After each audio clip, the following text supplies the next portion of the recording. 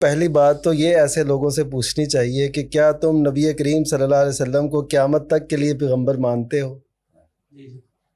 قرآن کو قیامت تک کے لیے آخری کتاب مانتے ہو؟ نبی صلی اللہ علیہ وسلم کو خاتم الانبیاء اور خاتم النبیین مانتے ہو؟ یعنی آپ کے بعد کوئی نبی نہیں آئے گا، اور یہ بھی مانتے ہو کہ نبی صلی اللہ علیہ وسلم نے ایک ایک چیز بتائی ہے، آداب بتائے ہیں، احکام بتائے ہیں، رہنمائی فرمائی ہے، تو اب اس کے بعد گنجائش کیا رہ جاتی ہے کسی نئی چیز کی؟ پہلا تو یہ بات ہے۔ جی اصل میں جو ایسے کہتا ہے نا، وہ یقین کریں اس کو، وہ ابھی ختم نبوت کے مسئلے کو سمجھ نہیں پایا، وہ قرآن کے آخری کتاب ہونے کو سمجھ نہیں پایا، یہ مہیمن ہونے کو نہیں سمجھ پایا، وہ اس وجہ سے اس کے اندر نا ایسے اشکال پیدا ہو رہے ہیں۔ تو پہلی تو یہ بات ہے۔ پھر دوسری یہ بات ہے کہ ہم کہتے ہیں اور ہمارا عقیدہ ہے، اور نبی صلی اللہ علیہ وسلم ہر خطبے میں فرمایا کرتے تھے، خیر الہدی ہدی محمد صلی اللہ علیہ وسلم۔ ہم کہتے ہیں کہ روئے زمین پر اگر سب سے بہتر کسی کی سیرت ہے تو وہ نبی کریم صلی اللہ علیہ وسلم کی سیرت اور کردار ہے۔ تو اس کے ہوتے ہوئے یہ کہنا کہ یہ پرانے، اچھا ہم اپنی بات کریں نا، اپنے کسی بڑے کی کریں، جی ہمارے والد ایسے کرتے تھے، ہمارے دادا ایسے کرتے تھے، ہمارے فلاں امام صاحب ایسے کرتے تھے، پھر تو چلیں آپ کہیں جی یہ ان کی ذاتی سوچ ہے۔ جب ہم بات ہی کریں کہ نبی کریم صلی اللہ علیہ وسلم کی سنت ہے، جب ہم بات ہی کریں یہ نبی کریم صلی اللہ علیہ وسلم کا حکم ہے، اور بات بھی سندن مستند معتبر طریقے سے ثابت ہو اور مستند روایات کے اندر موجود ہو، قرآن مجید کے اندر موجود ہو، پھر ایسی بات کہنا، میں تو یہ اس کو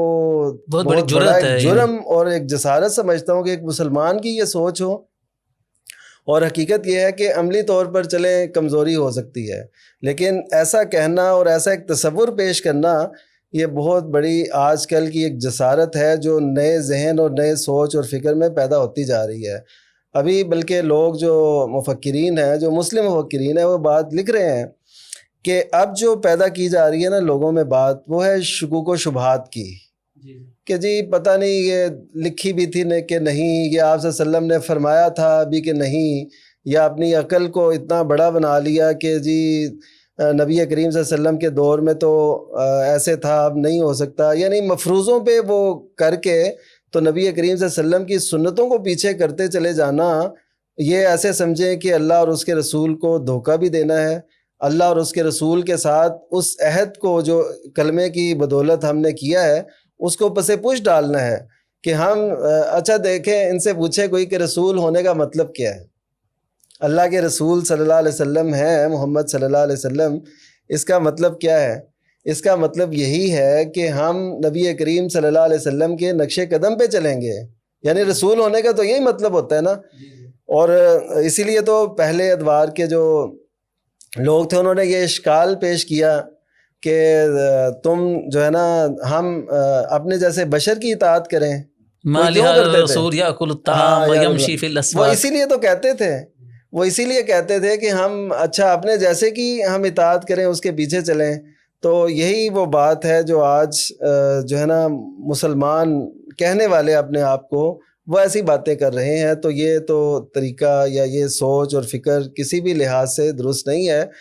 صحابہ کرام رضی اللہ عنہم کا آپ دیکھیے عمل اور کردار، انہوں نے کسی بھی موقع پہ یہ نہیں کہا تھا کہ دیکھیے آپ حضرت ابو بکر ایک اہم مہم روانہ کر رہے تھے حضرت اسامہ کی، تو اس وقت انہیں کہا گیا کہ اب وہ صورت نہیں ہے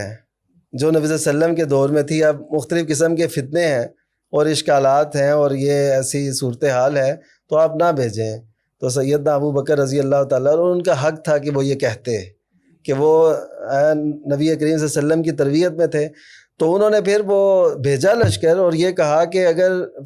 پرندے بھی آ کے میرے جسم کو نوچ لیں گے تو پھر بھی مجھے اس کی پرواہ نہیں ہوگی، میں وہ کام ضرور کروں گا جو نبی کریم صلی اللہ علیہ وسلم نے کیا تھا۔ پھر آپ دیکھیے کہ اس کے اثرات کیا پڑے۔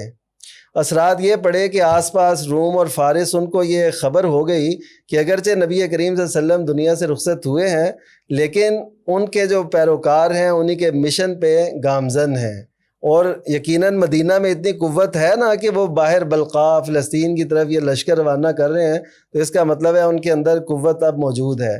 اور اسی طرح دیگر بہت سے مراحل ہیں کہ صحابہ کرام نے کبھی اس بات کی پرواہ نہیں کی کہ یہ کیسے ہوگا، اور اب دور وہ نہیں رہا۔ حضرت ابن عمر کا واقعہ ہے کہ ان کے بیٹے نے، ان کے پوتے نے ان سے کہا بیٹے رہیں کہ اب وہ دور نہیں رہا، اب ہم اجازت نہیں دیں گے عورتوں کو مسجد جانے کی. تو انہوں نے ان سے ساری زندگی کلام نہیں کیا اس بات پہ، صرف اس بات پہ تم نے یہ کیوں کہا ہے نبی صلی اللہ علیہ وسلم کی سنت کے مقابلے میں کہ اب وہ دور نہیں رہا، حالانکہ اس دور میں اور اب میں بہت فرق ہے. یہ اب کوئی کہہ سکتا ہے ایسا کہ جی اب تو بہت فرق آ گیا، اب یہ ہے، لیکن ہم اس کو وہی ابن عمر کی بات، اسی کی سوچ اور فکر کو لے کے آگے بڑھیں گے. نہیں، دور جو بھی ہو ہم مسلمان ہیں، ہماری بنیادیں مضبوط اسی طرح ہو سکتی ہیں. وہ اقبال کہتا ہے نا کہ صنوبر باغ میں آزاد بھی ہے پا با گل بھی، صنوبر باغ میں آزاد بھی ہے پا با گل بھی، یعنی اس کے پاؤں، اس کی جو جڑیں ہیں وہ اسی طرح مضبوط زمین میں دھنسی ہوئی ہیں. تو انہی پابندیوں میں رہ کر، انہی پابندیوں میں حاصل آزادی کو تو کر لے. یعنی اپنے بنیادوں سے جڑ کے جو ہم نے آزادی حاصل کرنی ہے، شریعت ہمیں اس کا کہتی ہے. تو ہم جو کہتے ہیں نا کہ اب دور بدل گیا ہے تو اب ایسے نہیں، تو ایسے سمجھیں کہ ایسے لوگ حقیقت میں نبی کریم صلی اللہ علیہ وسلم کو خاتم الانبیاء نہیں سمجھ رہے، وہ کسی اور کے منتظر ہیں.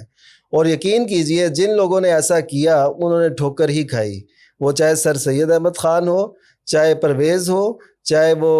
غامدی ہو، یا کوئی بھی ایسے نظریات کے حامل، انہوں نے ہمیشہ ٹھوکر ہی کھائی ہے جنہوں نے اس کو، اس در کو چھوڑا، یا اس دین کو چھوڑا، یا اس جو ہے نا سوچ اور فکر کو چھوڑا.